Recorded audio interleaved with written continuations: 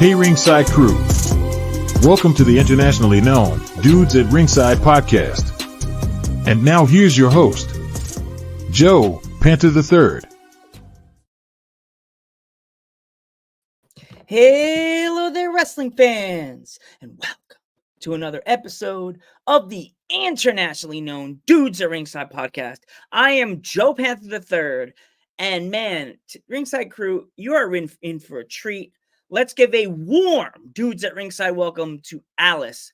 Welcome. What's up, everybody? How's it going? Awesome. So, Alice, if my Ringside crew is not familiar with you, and why would they not be, introduce yourself. I'm wrestler part of the time and punk rocker the other part of the time. And Awesome. yeah, I love integrating the two together because there's so much overlap. And I guess when it comes to my ring persona, probably the best way to describe describe what I do is punk rock Xena. Oh, wow. Instead of Sheena as a punk rocker, Xena is a punk rocker. I like that.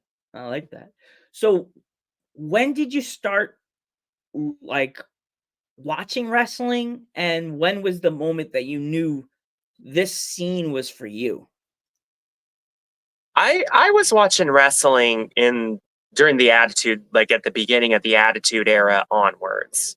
I was a preteen, just got into a lot of the storylines because they were edgy, and like we all remember, those of us who watched during that era, we all remember Stone Cold giving Mr. McMahon the stunner, and how many of us watching wanted to do that to a teacher that made us mad, or how many grown-ups want to do that to their bosses or whatever? And then watching Chyna's story and her winning the Intercontinental Championship, that had a profound impact on me. And I watched it off and on through the years. Obviously sometimes life came up and whatnot, but there was always a part of me that wanted to do it, but I back then I didn't know I could.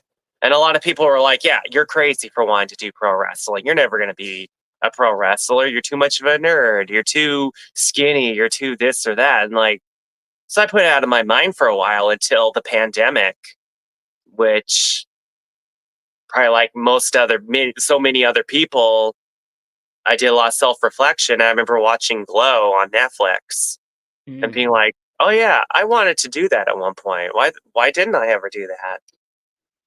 Start thinking about it. I'm like, well, why couldn't I do that? And one thing led to another, and here I am. Awesome. So, if you went, like you said, you go to a dojo now. How long did it take you to find the dojo you go to currently? Oh, and was it a difficult process to figure out which one you wanted to go to? I mean, every dojo offers something different. I went to a dojo in 2020, learned a lot of fundamentals. I went to Stoner U. I learned a lot of the fundamentals and whatnot. And then Oasis up here in Berkeley opened up. And so I gave them a shot. And it just, for me, the way I learn, we all have our different learning styles. Oasis, I was able to learn better here. And so I've been here ever since, but like I said, I mean, every dojo is going to have their own culture. They're going to have their own ways of teaching this because it's very complicated. You could be in the business for many, many, many years and still really not know a whole lot, still just barely be scratching the surface. You never really stop training in wrestling. Not if you want to keep yourself fresh, keep challenging yourself, keep growing. Yep, you got that right. So when you first walked into the doors of the dojo, what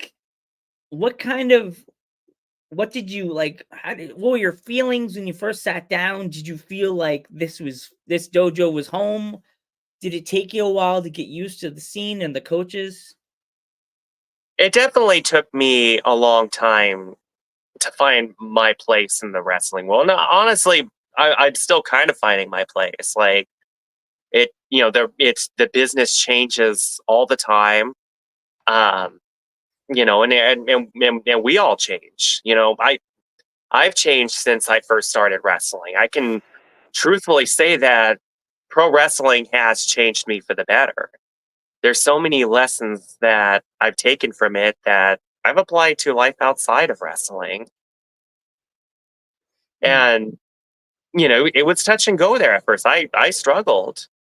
But just, as I kept going and kept learning from everyone I could, it just started to feel more and more natural. It started to really fit. Now I love being part of this scene. I love being part of the wrestling business. And my ultimate goal in wrestling is to leave it better than I found it. Mm. So when you finally got into your first match, what were you thinking when you first went to the curtain? What was your first thoughts when you first went to the curtain for the first time ever? My first professional match was at Folsom Street Fair in San Francisco in 2022. It's for Full Queer Wrestling. I was so nervous. I mean, I was excited because it takes a while. When you start wrestling training, it's a long process to get from taking your first bumps to getting in the ring in front of an audience. And I was so excited that I finally reached this point in this magnificent journey, but I was scared. I was definitely scared. And, but I just went out there and did my thing, and that was a day I'll never forget. Awesome. Do you remember who your opponent was? Yeah, it was against Llama Jack, who is one of the one of the side characters of Marco Mayer. He kind of has like a Faces of Foley thing going with that, and it's really cool. Like I always loved that aspect of Mick Foley, like having the different characters in Marco. Like that's something they like to do with Llama Jack, and it was really fun because also Vice was there, Vice TV, and they were filming for a documentary they were doing. That sounds interesting. Llama Jack. Oh wait, we have one of our fans that our favorite artist here. She loves your T-shirt. I mean, classic. Green Day is a classic. They were part of my high school years. Like, yep, Green Day. Green Day is definitely a musical influence on. Oh yeah, and now on the musical side of things. Oh yeah, and now you're in a band as well. Mm-hmm. Like, what is like your side of the music? When did you start with your music? Was it in where would you say your story in the music world? Where would that say that would started? That started on my third birthday, September 3rd, 1990. I was given a little Yamaha keyboard by my grandpa. I fell in love with it on day one. The first song I ever played was "Let It Be" by the Beatles, because it had like how they light up and you can play along with it and learn how to play that way. At 3 years old, I was doing that, and it moved me to tears. And I've loved being a musician, both playing it and listening to it ever since. Awesome. So do you use your music from your band as your theme for in your wrestling entrance? Not right now. I'm actually about to debut a new wrestling entrance. There's a band an indie rock band in Australia that I really like. They're called Red Hook, and I actually reached out to them and be like, "Hey, you mind if I use your music for an entrance?" And they were like, "Yeah, please do." So I'm about to debut one of their songs for my entrance coming up. But definitely in the future, I have some ideas of ring entrance I can do with my band, and also some of my solo projects as well. So with your band, do you travel a lot? And does that like you have to plan it accordingly with your wrestling and with your like being in a band? Is it like difficult to plan that with wrestling training and then you have training practice for my band like after? Well, I can speak on the training and practice aspect of it. With traveling, I haven't gotten to that point with my current band yet. In past bands, I have, but I wasn't wrestling at the time. I'm going into my first experience of doing both and being busy with both. So I'll definitely, I'll definitely have an update on that one down the line. But when it comes to practice, yeah, it's all about balance. It's about, I mean, it's been a great lesson on time management. I'll tell you that. Mm, Like being able to schedule a time that we can all meet and play together, because that's the case with bands. It has to be a time that we can all come together. Luckily, we're a three-piece, so that's not too difficult.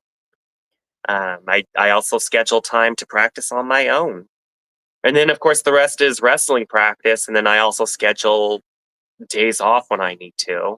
Because self-care is important in the midst of all this. mm. So when it comes to your matches, is there any like limit for you? Do you have like if a promoter came up to you, hey, we want you to be in a hardcore match tonight? Do you have like a or is it say a red flags or cutoff for you? Like for a certain matches, do you ever say like, no, I don't do those matches? I really don't get involved with death matches. Mm, Like I respect the what goes into those. I know a lot of very talented people who put on really awesome death matches and whatnot. It's not my thing. Um, if you had asked me like 10 years ago about this, I'd been like, yeah, I'm all about death matches. But at my age, I'm not exact, I've got a lot of time ahead of me, but I am at an age where it's like, okay, I do have to think about the longevity. I do have to think about working smart in addition to working hard.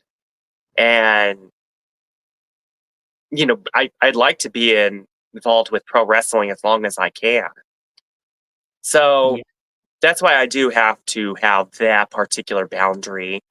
In terms of like regular hardcore matches, like taking a chair shot or going through a table or something, like I'm fine with that, because with hardcore matches, the stuff like that gets used more as like the grand effect rather than, okay, this is just going to be what we do. you know? Mm. Yeah, that's like the crazy part. Like everybody's like, I've interviewed like people like Mickey Knuckles and stuff like that, hmm and I just saw what she did like a few weeks ago. She went through like a scaffold with another guy, and she fell to like light tubes and fireworks went off when she fell through with there with the guy. I'm like, oh my god, I don't know how these wrestlers do it. And then my luck, if I was a wrestler, I'd be going to work next day with like bruises on my arms and then my eye all black and blue. And what happened to you? I fell. Fell through what? A thing of light tubes and glass. Are you dying? I think I am. I don't know where I I mean, am. honestly, like just being a wrestler, that'll beat you up enough. Yeah. So, I noticed like your outfit and wear the ring. You wear like almost like the army style pants and like a tank top. Do you ever was there like an origin? But to that, did you have anything you wore before you wore that kind of outfit to the ring? I mean, my current outfit, yeah, I like the black crop top. I like the black pinstripe pants. Just it really mixes my own personal aesthetic of being goth and punk. That's just something that I've always found a lot of comfort in. Even as a small child, I always found that aesthetic very comforting. Mm, Also, I there's I don't know if you've seen the anime Arcane on Netflix, mm, but there's the character Jinx, who kind of has a very similar getup, and that character is kind of that I really like that character. I mean, like it's hard to watch sometimes, but it's like I see like come my dark side in that character. So it's like, and currently I'm running face in this current wrestling run. Previously I was heel, so and I'm doing this whole redemption arc with my character currently that I'm really I'm getting a lot of enjoyment out of it. And a lot of people are finding a lot of good stuff in that. So it's just that character's a reminder of where I came from, and then mixed with my kind of Xena persona in the ring, it's like where I'm going to. Mhm. So with you being part of like the punk scene, is there hmm anywhere in like Los Angeles or Oakland where you're from have you not been to yet? Like any of the small venues over there? I mean, there's I've had a few music runs through the years. Professionally, I've been playing music for 15 years, and it's very interesting how the scene does change during that amount of time. I mean, considering there's been a lot that's gone on with gentrification in Oakland and LA and San Francisco. San Francisco's pretty notoriously known at this point, but it's happening all over. That being said, a lot of dive bars that I came up in the 2010s have closed down. Mm. Um, Live music went away in the Bay Area for a while. It's starting to really come back. Like the pandemic killed a lot of places, but since things have been opening up and people have been getting more into, hey, I want to go out to a show, I want to experience something. We're seeing a lot of DIY pop up venues come up. And that's something that I find very encouraging. That's something that I believe we need, because it does bring people together, and it does get people out and having a good time, having Awesome. good conversations. Is there any wrestlers within the Los Angeles area, like or like near like the central, like where you're from, that you have been watching on the scene, like on the Instagrams or the YouTubes or the TikToks or anywhere that you've been wanting to work with, but you haven't had a chance to like scrap it up with them? Do you know who, like anybody you have any on your wish list for this that for the year is over 2024?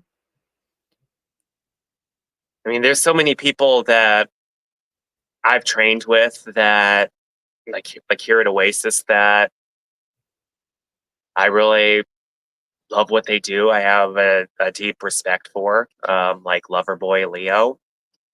Um, Beatrice Domino is another wrestler that I look up to. Um, I'm looking forward to working Dolly Mimes when she Mm. comes back. She's currently training back up, and I'm excited to work her. Um, Also, over at West Coast Pro, they have a connection with Marvelous Pro Wrestling, and there's a lot of the Joshi wrestlers that I look up to and have looked up to for many years that I would love to work someday over there. Recently, I did a show. I was in a Rumble at the Queen of Indies event and got to meet Chigusa, who's somebody that I've looked up to for a long time. She's a legend. Mm.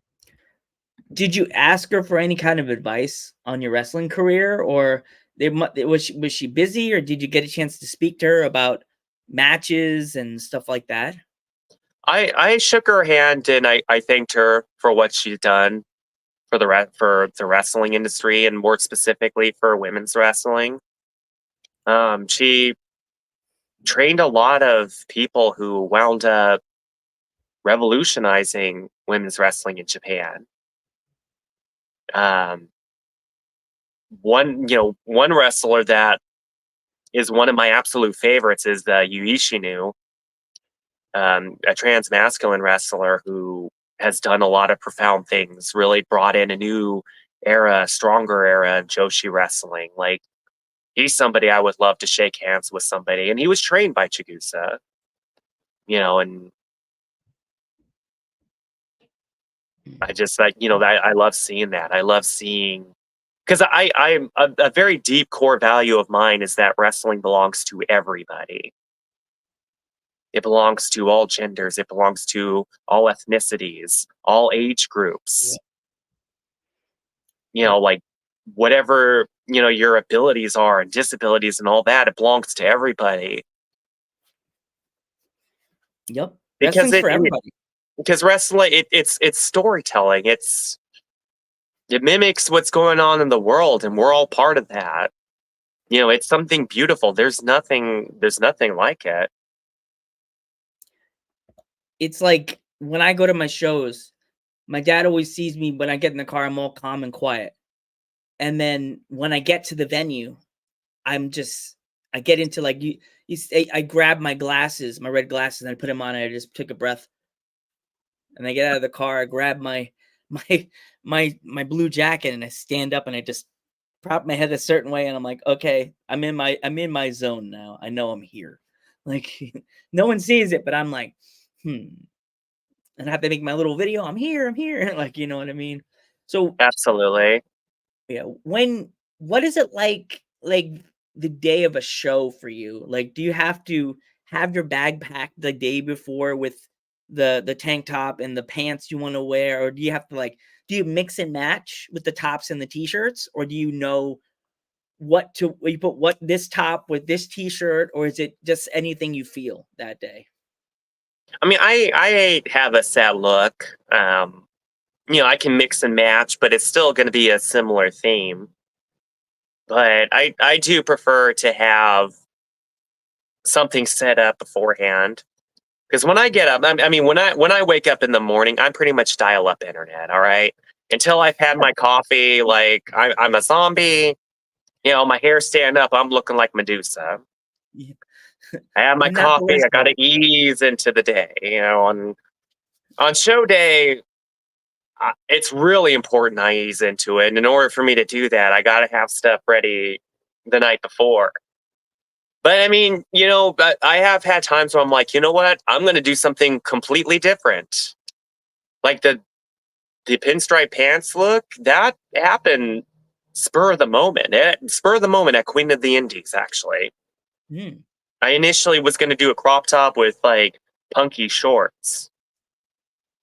But I had, I was in the locker room and I wore the striped pants to the show, just wearing them out. And I had the crop top on, and uh, one of my colleagues was like, "Hey, that actually looks really good. That right there is a cool ring outfit." I'm like, you know what? You're absolutely right. I really like this. Awesome. So you said you like coffee. What kind of coffee do you like? Does it have to be cold brew? You like that home brew stuff? Do you have like a small town brewer that you go to get your coffee beans from? What are you? What are you when it comes to coffee? Oh, I French press my coffee. It's either French press or pour overs. Mhm. Um, if I'm buying it from the store and I'm on a budget, I'm going to do Don Francisco's. Okay. That's, in my personal opinion, the best bang for your buck coffee. Okay. Um, I That's in the do Bay like Area going at place? what's that? That's like a Bay Area place? Oh no, it's a coffee brand. Okay. At I least was here on like, the West Coast. yeah, I'm saying because I'm like a small town. I'm like I live in a small area, and I'm always like support your local business. So I was like, ooh, is that a local business? Because I always get like giving shout out to like in that area they're from, to like give the wrestler so the band or the local business gets a shout out. So if they go there, the fans that are they're in the Bay Area, they can get a cup of coffee or get a burger or whatever in that store. I was like, oh, maybe that's in her area. Okay. Well, I do have a lot of favorite places in Berkeley because I do a lot of stuff in Berkeley, a lot of music stuff and whatnot, and also Oasis is in Berkeley. So there are certain local places that I love to go to, like My Coffee Roasters is one of them. This little cottage, and it's such great quality. I mean, they've got, yeah, it's very very small, and sometimes it's going to be a little bit of a wait, but it's worth it. It's absolutely worth it. Mm. Golden Bean Coffee is another great place, also in Berkeley. I always like to get a hazelnut latte there. That's actually my staple drink. If I'm going to get a specialty drink, it's going to be an oat milk hazelnut latte. Ooh, that sounds good. If you could, if your local coffee place knew about you as a wrestler, what would be your coffee on the menu? What would be your Alice coffee be? Like if they had to give you your own, like like famous restaurants have like those sandwiches named after them. What would be your coffee that they named after you? I'd have to say it would be a medium roast coffee mixed with. Actually, no, here's what it would be. It would be a hazelnut mocha latte. Would it come with anything like a scone or a cookie, or like what would you get on the side? Anything? An oatmeal cookie, because Okay. Oatmeal cookie. That's such yeah. a rocker meal. Oatmeal. Well, Most people because like it's like getting an oatmeal cookie, get a little bit of something not completely unhealthy. All right, and then you have your sweet treat with the drink. Yeah, I like that. I really like that. That sounds like I love oatmeal cookies. Like by me, I there's a mean, you farmer's really market. can't go wrong with oatmeal cookies. Yeah, you just got to get the right person to make them because some people make them really tiny, and then there's those people that Oh no, make it's those. got to be the big ones. I mean, like If something like this. One of those big cookies like this. oh yes, Like a now that big. is worthy of the Alice Vendetta name. Woohoo! This lady right here. This cookie comes from Milford, PA, and it's from a very special lady that I know that does it at a farmer's market. She sells cookies, cupcakes, scones. Yeah. So trust me, if you ever come to the Milford area and there's a farmer's market, just definitely park and then walk in because Alice's Wonderland's. It's called Wonderland's Tea Party, and they make Oh, some. Yeah, how Wonderland's. appropriate.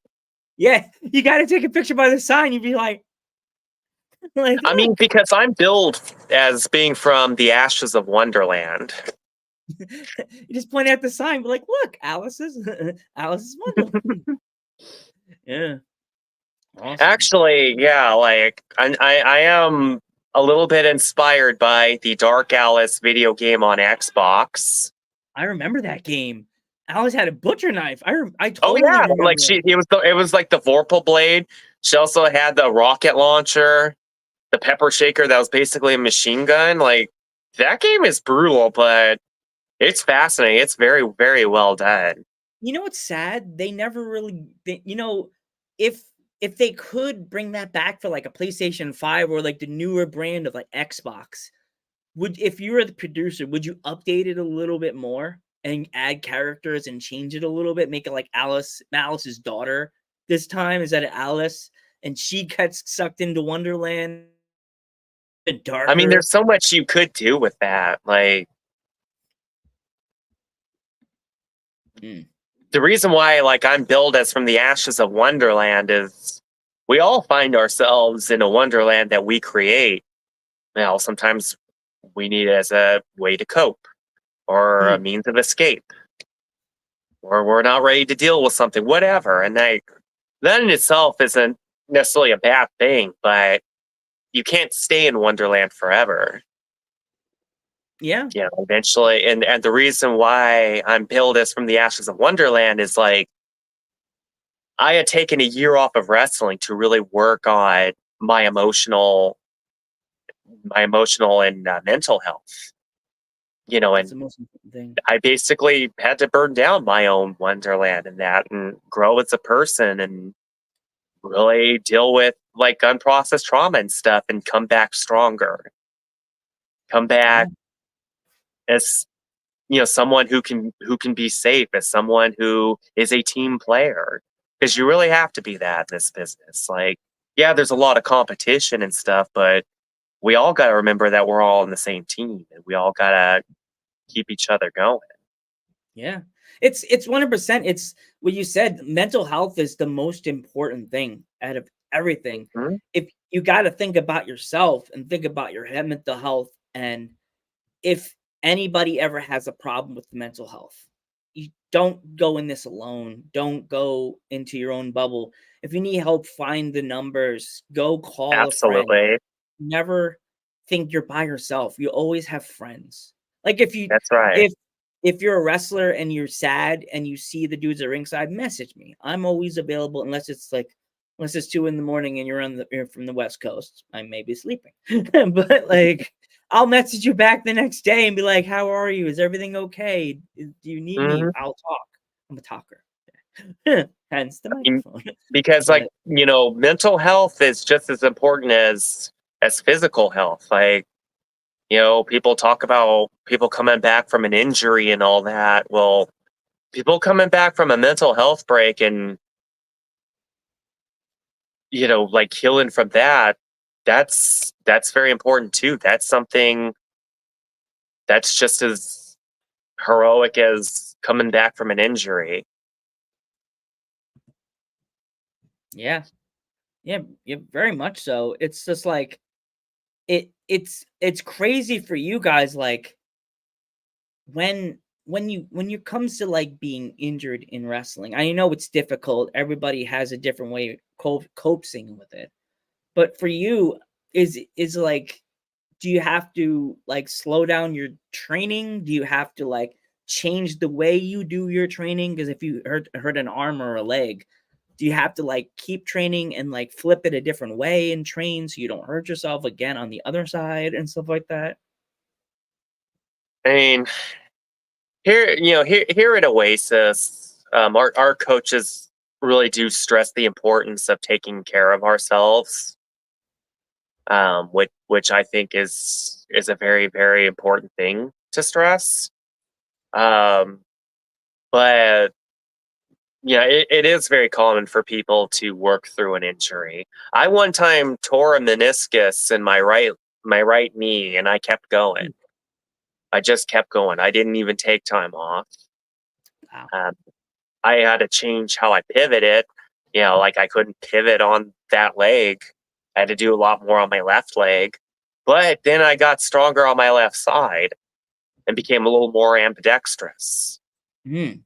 Um, do I recommend that for people who injured their meniscuses? No, I do not. Mm. I do not recommend just pushing through it. But people do. People do, and they find another way. They find a way to work it into the match, being like, okay, we're gonna sell this injured part. You don't even have to do much. Mm. Work that in. We'll end it. Um,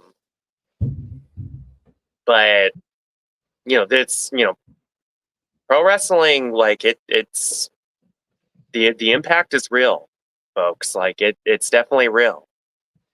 There's a reason why they say don't try this at home. Like Yeah. people can get hurt. People have gotten hurt. It's definitely Yeah, something you got to come in with a lot of respect. that's that's 100%, Alice. Like, do you have any stories from your shows, any of your upcoming shows you've done? I recently made my re-debut for the Oasis promotion for Oasis Pro Wrestling. The promotion that's connected with our school. We just did season premiere. And because we have a deal with the local television network here. We just started the new season. I wrestled Kid Isaac from Las Vegas. That was I was just thinking about Kid Isaac. I was like, I wonder if she's ever wrestled in. I was oh yeah, thinking we about him. actually did work together. We had a lot of fun. He's great to work with. He's We funny. told a fun story. We really worked our characters. It was a good time. It was a great way to start the show and to actually start the new season. His character work is phenomenal. Oh, Like the way he does it. absolutely. I mean, Yeah, the he's mayor of funny. Funtown. Oh my gosh. He actually sent me a sticker, Mhm. Fun Town or whatever it is, Fun Zone or Fun Town, and he sent me I guess it was a broken pin of half of him doing like standing up, and I was like, Isaac, did your pin break? He's like, no, I took it off my jacket. that's a broken part of my outfit. And I was like, "Aw." I was like, "Thank you." I was like, "That's." I thought that was kind of like I didn't get it. I was like, "Oh no, your pin came in broken." And he was like, "No, that's part of my gear." And I was like, "Oh, that's a nice memory. I have it in my room now, like by my bed." And I was like, "Oh." I put his Funtown pin on my vest. I love Hell yeah. collecting pins. Yeah, I put his Funtown on my vest, and then you said his name, and I was like, "Aw, Kid Isaac, good name from last year's podcast and last year's episodes." Yeah, that's cool. Absolutely. So yeah, that just happened. October 19th, I'm making my debut for South Bay Championship Wrestling. So that's gonna be a good time. Going up against Lewa Misako. And yeah. And then of course Oasis, we've got 3 days of wrestling this month. Wow. That's right. Like we got the 24th, 25th, and 26th. The Ooh, 24th, we got Fright Night in San Francisco. 25th, we got Journey's Odyssey in Vacaville. And the 26th, we got Spooky Season here in Berkeley, which will be the next episode of like the televised show. And naturally, it's all Halloween theme, which is my favorite time. I mean, Halloween's my Christmas, pretty much. So mm. I Any got some ideas of costumes ideas. you can throw in? I got a few ideas. I'll probably run with all of them. Mm. It's more complicated than it needs to be, but eh, You it's could go me with and a it's Beetlejuice. Halloween. You could do a half. You could do a half costume, half Beetlejuice, half Lydia. Well, actually, I do have my own like side character called Wednesday Vendetta, where I just have like this whole like punk rock Wednesday vibe from the 1313th dimension Mm, I like that. because Wednesday exists in the multiverse. There's there's the version that's on the Tim Burton show. There's the version that Christina Ricci played. They're all Wednesdays from a different timeline. Cool. What did you think about that series on Netflix? I mean, he's coming back for season 2 also, I think. Yeah. I'm excited for season 2 because I was reading that it's going to be more horror movie vibes, Ooh. which I welcome that. I'm not much into like the teen drama kind of stuff. I mean, there's a lot of good stuff about that show. Like I really like I like how Jenny Ortega portrayed Wednesday. Yeah, she's a good character actress, and besides, she did really good in Beetlejuice. Like when I saw them, when I heard it was coming out and Jenna Ortega was going to be Lydia's daughter, I kind of was like, did they pick the right actress? And then I saw a picture of her with the green hoodie on, and I was like, eh. And then I saw her with Winona next to each other, and I was just like, I don't know. And that clip when they were together, and I said, "Bam! They found it. They found the right girl to fit that mold of that big puzzle of Beetlejuice." It's like, am I right? It's hard to find the right characters. Did you see the Beetlejuice I movie have by not chance? gotten a chance to see that yet. Sometimes it's hard to find that leisure time, doing music and wrestling, Mm. but I will definitely check it out when I can. Does your band have a Instagram so my fans can try to follow you guys? Or is it Yeah, your if you look up Alice Vendetta and the Feminine Urge, we're on Instagram and TikTok. Hmm. Let's talk about your song is debuting tonight on a certain service. Where can they listen to your song, your new single? Yeah, there's a couple songs from we just released our debut EP. It's called Love You're Weird, and it's available on Spotify, YouTube Music, iTunes, and probably a lot of other streaming services that I've never heard of. Uh, and it's I'm very proud of what we've created with it. Tonight on Static X Radio, which they're also based on the East Coast.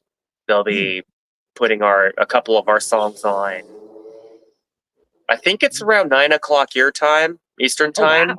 in a little I bit time. believe It's at so. 8:40 right now, so Yeah, it's like like around 8:40. that time. It's like a 3 hour window, so it'll be like somewhere in that window. But yeah, that's going to be happening, That's awesome. and Are you we just nervous? play. Nervous, not necessarily. I mean, Or for it to like debut on like Static X, like Static X is a big place. You know what I mean? That's a big window to be part of. I just people are good. People are they're either going to be into it or they're not. Um, I believe in what we've created. And it's something that all these songs are something very personal. And it's kind of like watching your kid go off to college. You know, you see him going out into the world, and it's like, all right, how's the world going to treat him? Yeah, very much so. Right. Like I think I'm excited. And we just played an EP release show in Berkeley. That was fun. wow, And awesome. it's just seeing what happens next. Yeah, pretty much. Very much so.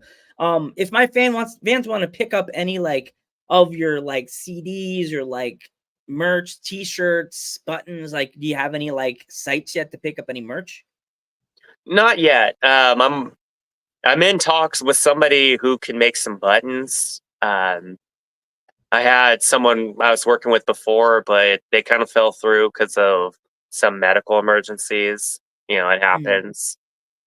But yeah, it will be happening very, very soon. And you can definitely find that on our social media. Again, that's Alice Vendetta and the Feminine Urge. You can also follow my stuff, Alice Vendetta. Um, I I manage both profiles. I'm always posting whatever updates we have. So definitely awesome. stay tuned. Definitely stay tuned. We have a lot of big stuff coming down the turnpike, and we're all excited. In fact, we're actually starting to work on our next EP. We've got some new stuff in the works. So Cool.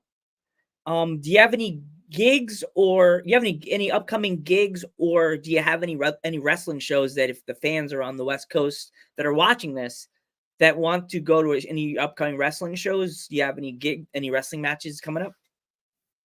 I have a few. Again, October 19th in Santa Clara, I'm going to be making my debut for South Bay Championship Wrestling. I'm really excited about that. Um, in San Francisco on the 24th, we got Oasis Pro.